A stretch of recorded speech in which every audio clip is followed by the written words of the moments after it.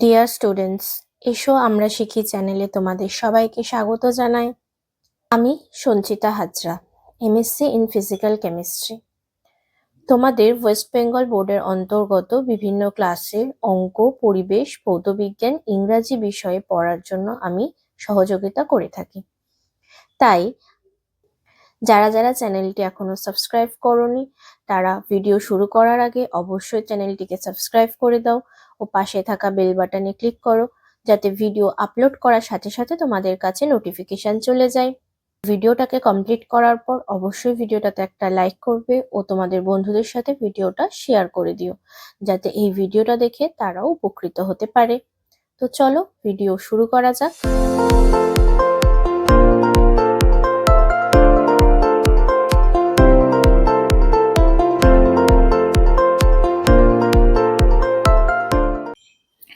আজ আমরা পড়ব ক্লাস 6 এর পরিবেশ ও বিজ্ঞান।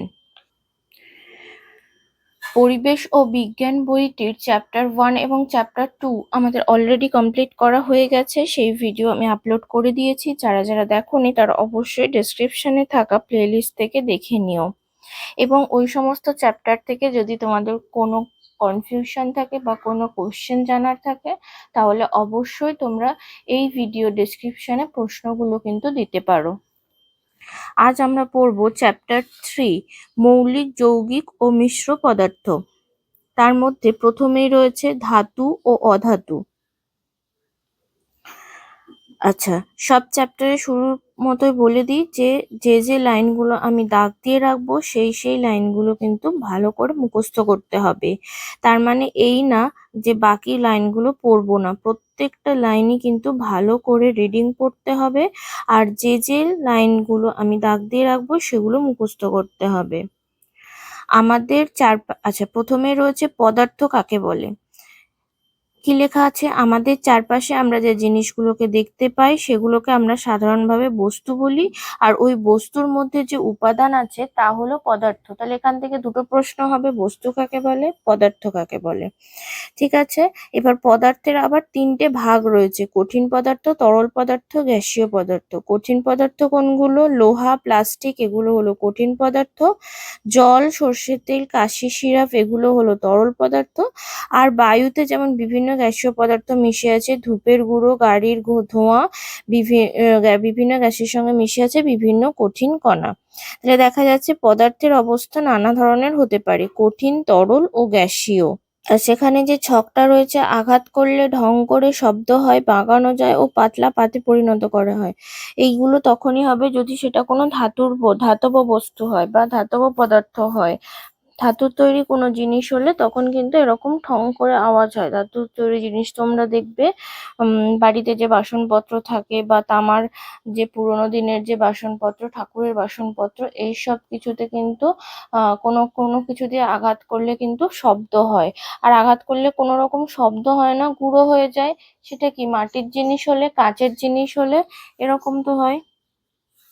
আচ্ছা, এইখানে একটা পরীক্ষা রয়েছে, এই পরীক্ষাটা পড়লে এই পরীক্ষাটাতে দেখো দুটো পাড়িয়ে রয়েছে, যে এইখানে একটা ব্যাটারি দিয়ে একটা সেল তৈরি করেছে, তার মধ্যে এখানে পেরেক লাগানো রয়েছে দুটো, আর এখানে একটা যা এইদিকে পেরেক রয়েছে আর একটা দিকে কাঠকয়লা রয়েছে। এখানে লাইটটা জ্বলবে, এখানে লাইটটা জ্বলবে না। এখানে লাইটটা জ্বলবে, তার কারণ হচ্ছে এই দুটো পেরেকের মধ্য দিয়ে এই ব্যাটারি থেকে কিন্তু তড়িৎ যাবে, কিন্তু এখানে এই সাইডটা দিয়ে তড়িৎ যাবে কিন্তু কাঠকয়লার ভেতর দিয়ে তড়িৎ যেতে পারে না, সেই জন্য লাইটটা কিন্তু জ্বলছে না। ঠিক আছে, এই পরীক্ষাটা এখানে রয়েছে, ভালো করে পড়ে নেবে এটা। তাহলে এই পরীক্ষাটা থেকে কি কনক্লুশনে আমরা আসতে পারি? যে লোহার মধ্যে দিয়ে বিদ্যুৎ যায় কিন্তু কাঠকয়লার মধ্যে দিয়ে যায় না, তাই প্রথম ক্ষেত্রে বাল্ব জ্বলছে আর দ্বিতীয় ক্ষেত্রে জ্বলছে না। ঠিক একইভাবে স্টিলের চামচ আর প্লাস্টিকের চামচ দিয়ে একটা পরীক্ষা করা আছে। ঠিক আছে, একটা পরীক্ষা করা আছে, সেই ছকটার মধ্যে কি হবে, যে ধাতুর মধ্যে দিয়ে তাপ ভালোভাবে যায় কিন্তু কাঠ বা প্লাস্টিকের মধ্য দিয়ে তাপ ভালোভাবে যেতে পারে না। ঠিক আছে, তাহলে ধাতুর মধ্য দিয়ে তড়িৎও যায়, আবার তাপও চলাচল করতে পারে, কিন্তু আগের পরীক্ষাটা থেকে যেমন বুঝলাম যে কাঠকয়লার মধ্যে দিয়ে কিন্তু তড়িৎ যেতে পারে না, বা কোনো প্লাস্টিকের জিনিসের ওপর দিয়েও কিন্তু তড়িৎ যায় না, কোনো কাঠের জিনিসের ওপর দিয়েও কিন্তু তড়িৎ প্রবাহিত হতে পারে না। ঠিক একইভাবে কাঠ বা প্লাস্টিকের মধ্যে দিয়েও কিন্তু তাপ ভালোভাবে যেতে পারে না, জিনিসটাকে কিন্তু নষ্ট করে দেবে। কাঠের জিনিস যদি হয় পুড়ে যাবে, প্লাস্টিকের জিনিস হলেও কিন্তু সেম ঘটনা ঘটবে, পুড়ে যাবে। ধাতুর জিনিস রয়েছে না, কতগুলো জিনিস তো রয়েছে, স্টিল, পেতল, অ্যালুমিনিয়াম, প্লাস্টিক। এদেরকে রোদ্দুরে ধরলে কি হবে? প্লাস্টিকের থেকে কিন্তু স্টিল, পেতল, অ্যালুমিনিয়াম এইগুলোতে কিন্তু বেশি গরম হয়ে যাবে, এটাই আমরা দেখতে পাবো। স্টিল, পেতল, অ্যালুমিনিয়াম এইগুলোতে কিন্তু আর একটা জিনিস হবে, সেটা হচ্ছে যে যদি সূর্যের আলো পড়ে তাহলে সেটা চকচক করবে, সেখান থেকে রশ্মি বিচ্ছুরিত হয়ে অন্য জায়গায় গিয়ে পড়বে, যেটা এখানে দেখানো হয়েছে। প্লাস্টিকের ক্ষেত্রে কিন্তু সেটা হয় না, এগুলো একমাত্র ধাতব পদার্থ হলে তখনই হবে। স্টিল, পেতল, অ্যালুমিনিয়াম এইগুলোর ওপর সূর্যের আলো এসে পড়লে সেখান থেকে আবার আলোর বিচ্ছুরণ ঘটে। আর একটা জিনিস হয়, এগুলো অনেক বেশি গরম হয়ে যায়, প্লাস্টিকের থেকে অনেক বেশি কিন্তু গরম হয়ে যাবে। ঠিক আছে, তাহলে আমরা এখানে একটা প্রশ্ন আছে, লোহা, তামা, অ্যালুমিনিয়াম, পিতল ইত্যাদি কতগুলো সাধারণ ধর্ম আছে, এই ধর্মগুলো কি কি? তাহলে এদের ওপরের তলে আলো পড়লে চকচক করে, যেটা যেখানে ছবিটাতে দেখানো হয়েছে। এদের আঘাত করলে ঢং করে একরকম বিশেষ শব্দ হয়। এদের একটা ধারে গরম করলে সহজে অন্য ধারটা গরম হয়ে যায়। এরা তাপ ও তড়িতে সুপরিবাহী। এদের সরু খণ্ডকে সহজে বাঁকানো যায়, জোরে পিটলে চ্যাপ্টা হয়ে যায়।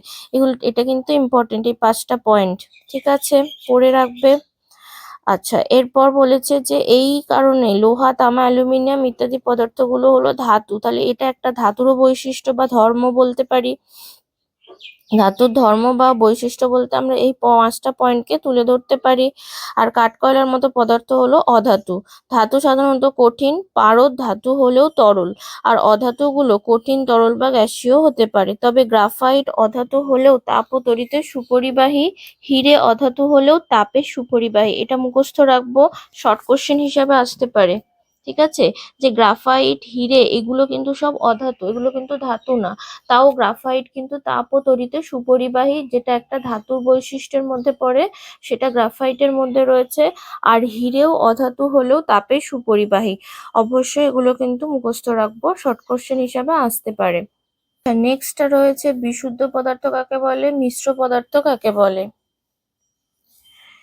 ঠিক আছে, আমরা জানি বাতাসের মধ্যে অনেকগুলো উপাদান আছে। নাইট্রোজেন, অক্সিজেন, কার্বন ডাইঅক্সাইড, জলীয় বাষ্প, আর্গন, হিলিয়াম, নিয়ন প্রভৃতি নিষ্ক্রিয় গ্যাস। এগুলো কিন্তু সব বায়ুর উপাদান। ঠিক আছে, এখানে একটা ছোট প্রশ্ন রয়েছে যে যদি দুধ ফোটানো হয় দেখবে দুধ ক্রমশ ঘন হতে থাকে। তাহলে দুধ কেন ঘন হচ্ছে?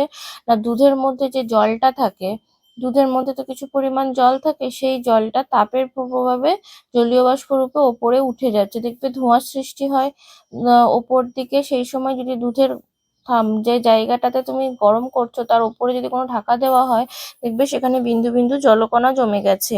তাহলে ওই জলটা উপর দিকে জলটা বেরিয়ে যাচ্ছে বলে, দুধের ভেতরে থাকা জলটা তাপ দেওয়ার ফলে বেরিয়ে যাচ্ছে বলে দুধটা কিন্তু ক্রমশ ঘন হয়ে যায়। ঠিক আছে, বাতাসের দুধ এখানে কি বলেছে, একের বেশি পদার্থ মিশে থাকে, তাই এরা সকলেই মিশ্র পদার্থ। আচ্ছা, বিশুদ্ধ পদার্থ কাকে বলে, যেগুলোর মধ্যে একাধিক পদার্থ মিশে নেই তারা হলো বিশুদ্ধ পদার্থ।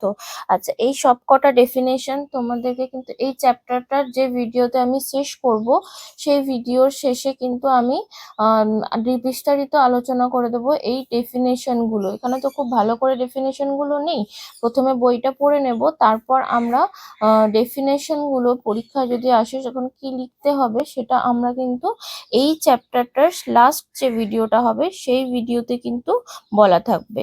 ঠিক আছে, তার জন্য অবশ্যই কিন্তু তোমাদের চ্যানেলটিকে সাবস্ক্রাইব করে রাখতে হবে। তো পদার্থগুলো কি কি? বিশুদ্ধ পদার্থগুলো হলো অক্সিজেন, কার্বন ডাই অক্সাইড, জল, চিনি, গন্ধক, লোহা। আচ্ছা, লোহা ও জল দুটোই বিশুদ্ধ পদার্থ হলেও তারা কি একই রকম পদার্থ? একই রকম কি না, লোহা হচ্ছে কঠিন পদার্থ আর জল হচ্ছে তরল পদার্থ। নেক্সট একটা কিন্তু পরীক্ষা রয়েছে, মৌলিক ও যৌগিক পদার্থ যেখানে শুরু হচ্ছে সেখানে একটা পরীক্ষা রয়েছে। কি বলছে একটু দেখো, একটা বিকারে কিছুটা পানীয় জল নাও, একটা রাবারের টুকরোর মধ্যে দুটো ছোট পেরেক পুঁতে পাশের ছবির মতো জলের মধ্যে ডোবাও। 3-4টে টর্চ জ্বালানোর সাধারণ ব্যাটারির সঙ্গে কুপরিবাহী পদার্থের আস্তরণ দেওয়া তামার তার যোগ করে ওই জলের মধ্যে ডোবানো দুটো পেরেকের মাথায় যোগ করো। পেরেক দুটোর গায়ে কি ঘটছে তা ভালো করে লক্ষ্য করো। বললাম সেটা এখানে দেখো ছবির আকারে বোঝানো রয়েছে যে কি করা হয়েছে। আচ্ছা, এরকম ভাবে করার পর দেখতে পাওয়া যাবে যে পেরেক দুটোর গায়ে বুদবুদের মতো গ্যাস জমা হচ্ছে। পেরেক দুটোর একটার গায়ে হাইড্রোজেন আর অন্যটার গায়ে অক্সিজেন জমা হচ্ছে। কেন তৈরি হচ্ছে একটার গায়ে হাইড্রোজেন একটার গায়ে অক্সিজেন? কেন কি তড়িৎ চালানোর ফলে জল ভেঙে হাইড্রোজেন আর অক্সিজেন তৈরি হয়। ঠিক আছে, এই জল মানে ওটা হাইড্রোজেন কি হয় সেটা পরীক্ষা করে বোঝা যাবে, আর ওইটা অক্সিজেন গ্যাস কিনা সেটাও পরীক্ষার মাধ্যমে আমরা কিন্তু বুঝতে পারবো। তাহলে এই পরীক্ষাটা থেকে আমরা এটা বুঝতে পারি যে জল দুটো উপাদান দিয়ে তৈরি হয়, সেটা হচ্ছে হাইড্রোজেন আর অক্সিজেন। তাহলে জল দুটো উপাদান দিয়ে তৈরি হয়েছে, তাহলে এটা একটা জল একটা মিশ্র পদার্থ। কিন্তু লোহার মধ্যে লোহা ছাড়া আর কিছুই নেই, তাই লোহা কিন্তু মৌলিক পদার্থ আর জল কিন্তু মিশ্র পদার্থ বা যৌগিক পদার্থ। ঠিক আছে, তাহলে কিন্তু দুটি মৌলিক পদার্থ অক্সিজেন ও হাইড্রোজেন রাসায়নিক বিক্রিয়া করে জল উৎপন্ন করছে। জল তরল পদার্থ, কিন্তু অক্সিজেন ও হাইড্রোজেন গ্যাসীয় পদার্থ। জলের ধর্মের সঙ্গে হাইড্রোজেন অক্সিজেনের ধর্মের কোনো মিল নেই, তাই জল কিন্তু একটি যৌগিক পদার্থ। আচ্ছা, অক্সিজেনের কাজ কি পড়ে নেবে এটা। তারপর হচ্ছে অক্সিজেন কোনো জিনিসকে জ্বালাতে সাহায্য করে, বাতাসের মধ্যে অনেকের সঙ্গে মিশে থাকা সত্ত্বেও তার নিজের সেই ধর্ম বজায় থাকে। ঠিক আছে, অক্সিজেনের ধর্মের কিন্তু পরিবর্তন হয় না। অক্সিজেন যদি বাতাসে কারোর সঙ্গে মিশেও থাকে তাও কিন্তু তার ধর্মের পরিবর্তন হয় না। নেক্সট একটা মোমবাতি রয়েছে এইখানে, নেক্সট একটা পরীক্ষা রয়েছে। পরীক্ষাটাতে বোঝা যাচ্ছে যে একটা মোমবাতিকে যদি বাতাসের মধ্যে খোলা অবস্থায় জ্বালিয়ে রাখা তাহলে কিন্তু সেটা যতক্ষণ মোম থাকছে ততক্ষণ জ্বলবে। কিন্তু একটা গ্লাস যদি এইভাবে ঢাকা দিয়ে দেওয়া হয় তাহলে দেখা যাবে কিছুক্ষণ পর মোমবাতিটা নিভে গেছে। এটা কিসের পরীক্ষা? যে আগুন জ্বলতে কে সাহায্য করছে? অক্সিজেন সাহায্য করছে। এই ঢাকাটার ভেতর, এই যে গ্লাসটার ঢাকা দিয়ে দেওয়া হলো, এই গ্লাসটার ভেতরের অংশে যতটুকু অক্সিজেন থাকবে ততক্ষণই কিন্তু মোমবাতিটা জ্বলবে। তারপর কিন্তু মোমবাতিটা আর জ্বলবে না, নিভে যাবে। যখনই সেখানের অক্সিজেনটা ফুরিয়ে যাবে মোমবাতিটা কিন্তু নিভে যাবে। এই পরীক্ষাটা থেকে আমরা এটা প্রমাণ পাবো যে অক্সিজেন কোনো বস্তুকে জ্বলতে সাহায্য করে। ঠিক আছে, পড়ে নেবে তাহলে এই পরীক্ষাটা। নেক্সট এখানে দেখো হাইড্রোজেনের ধর্ম, অক্সিজেনের ধর্ম, জলের ধর্ম রয়েছে। এটা কিন্তু ইম্পর্টেন্ট, এটা কিন্তু মুখস্থ করবে।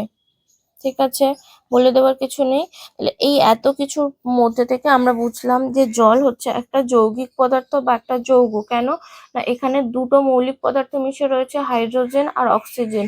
এই দুটো মিশে জল তৈরি হয়েছে, তাই জল হচ্ছে একটা মিশ্র পদার্থ বলবো, যৌগিক পদার্থ বলবো। ঠিক আছে, তাহলে একাধিক মৌলিক পদার্থের রাসায়নিক সমন্বয়ে উৎপন্ন হয় যৌগিক পদার্থ। এই ডেফিনেশনটুকু বইয়ে দেওয়া রয়েছে, ডিটেলস আমি কিন্তু এই চ্যাপ্টারের শেষে আলোচনা করব। ঠিক আছে, নেক্সট রয়েছে ম্যাগনেসিয়াম ধাতুর নিয়ে একটা পরীক্ষা রয়েছে, যে ম্যাগনেসিয়াম ফিতাকে আগুনে জ্বালানো হলো, জ্বালানোর ফলে কি হবে? আলো আর তাপ উৎপন্ন হয়, এরকম সাদা গুঁড়ো তৈরি হয়। ঠিক আছে, তাহলে পরীক্ষাটা থেকে কি বলছে এই জায়গাটা একটুখানি ভালো করে পড়বো। যে ম্যাগনেসিয়াম ধাতু জ্বালানোর পর একরকম সাদা গুঁড়ো তৈরি হয়েছে, যা দেখলেই বোঝা যাবে এই সাদা গুঁড়ো ম্যাগনেসিয়ামের থেকে আলাদা একটা পদার্থ। এখানে রাসায়নিক বিক্রিয়ায় ম্যাগনেসিয়াম ও বাতাসের অক্সিজেন জুড়ে একটি নতুন যৌগ তৈরি হয়, তার নাম ম্যাগনেসিয়াম অক্সাইড। তাহলে ম্যাগনেসিয়াম তারটা পোড়ার ফলে নিচে যে সাদা সাদা গুঁড়ো তৈরি হয় সেটা কিন্তু ম্যাগনেসিয়ামের থেকে আলাদা একটা যৌগ। এবং সেটা কি? সেটা বাতাসের অক্সিজেনের সাথে ম্যাগনেসিয়াম বিক্রিয়া করে ম্যাগনেসিয়াম অক্সাইড তৈরি করে। ঠিক আছে, মনে রাখতে হবে এটা কিন্তু ম্যাগনেসিয়াম অক্সাইড, এবং সেটা দেখতে কিরকম? সাদা সাদা গুঁড়ো। উপাদান হলো কার্বন ডাই অক্সাইড। এই পদার্থ কার্বন ও অক্সিজেনের রাসায়নিক বিক্রিয়া করে তৈরি করা একটা যৌগ। তাহলে কার্বন ডাই অক্সাইডও একটা যৌগিক পদার্থ। কেন কিনা তার মধ্যে কি কি রয়েছে? কার্বন এবং অক্সিজেন, এই দুটো মৌলিক পদার্থ মিশে তৈরি হয়েছে কার্বন ডাই অক্সাইড। কিভাবে এখানে কার্বনের ধর্ম, অক্সিজেনের ধর্ম এবং কার্বন ডাই অক্সাইডের ধর্ম রয়েছে, এখানটা পড়ে নেবে, এটাও ইম্পর্টেন্ট। নেক্সট এখানে রয়েছে দুটো একটা ছক রয়েছে, বলছে উঁচু পাহাড়ের ওপরে শ্বাসকষ্ট হয় আর বর্ষাকালে ভিজে কাপড় শুকোতে দেরি হয়, কেন ঘটে এগুলো? এটার উত্তর লিখবো যে পাহাড়ের উপরে বাতাসে অক্সিজেনের পরিমাণ কম থাকে, যত উপর দিকে উঠবো আমরা তত কিন্তু অক্সিজেনের পরিমাণ কমতে থাকে। তাই উঁচু পাহাড়ে উঠলে কিন্তু আমাদের শ্বাসকষ্ট হয়। আর বর্ষাকালে ভিজে কাপড় শুকাতে দেরি হয়, কেননা বর্ষাকালে বাতাসে জলীয় বাষ্পের পরিমাণ বেশি থাকে। জামা কাপড়টা শুকনো কখন হবে? যখন ওর ভেতরের জলটা সূর্যের তাপে জলীয় বাষ্পের বাতাসে মিশবে। বাতাসে যদি অলরেডি জলীয় বাষ্প বেশি থাকে তাহলে টানার ক্ষমতা কমে যাবে তখন। সেই কারণে বর্ষাকালে কিন্তু ভিজে জামা কাপড় শুকোতে দেরি হয়। কেন কি বাতাসে প্রচুর পরিমাণ জলীয় বাষ্প থাকে, তাই জামা কাপড় থেকে যে জলীয় বাষ্প শুষবে সেই ক্ষমতাটা তখন কিন্তু বাতাসের থাকে না। একটা আবার পরীক্ষা রয়েছে যে একটা জায়গায় বড় বড় টুকরো রয়েছে, একটা জায়গায় তার থেকে ছোট টুকরো, একটা জায়গায় একদম কুচি কুচি রয়েছে। কোনটায় লোহার টুকরোগুলো সবচেয়ে বড়? এ, কোন লোহার টুকরোর সংখ্যা সবচেয়ে বেশি? সি, কোনটায় খালি চোখে প্রত্যেকটা টুকরোকে চেনা শক্ত? সি, কোনটায় একটা একটা করে টুকরো বা গুঁড়ো গোনা শক্ত? সি। আজকের পড়াটা আমাদের এই অবধি থাকবে। নেক্সট দিন আমরা চিহ্ন, সংকেত, যোজ্যতা এইসব নিয়ে আলোচনা করব এবং তার পরের ভিডিওতে আমাদের এই প্রশ্ন উত্তর যেগুলো থাকবে বললাম, যে ডেফিনেশন গুলো আমরা ডিটেলসে আলোচনা করব বা এই চ্যাপ্টার থেকে আর কি কি ধরনের প্রশ্ন আসতে পারে সেগুলো নিয়ে আলোচনা করব। সেই জন্য অবশ্যই তোমাদের কিন্তু চ্যানেলটিকে সাবস্ক্রাইব করে রাখতে হবে। আর ভিডিওটা ছেড়ে যাওয়ার আগে অবশ্যই ভিডিওটাতে একটা লাইক করবে ও ভিডিওটা তোমার বন্ধুদের সাথে শেয়ার করবে।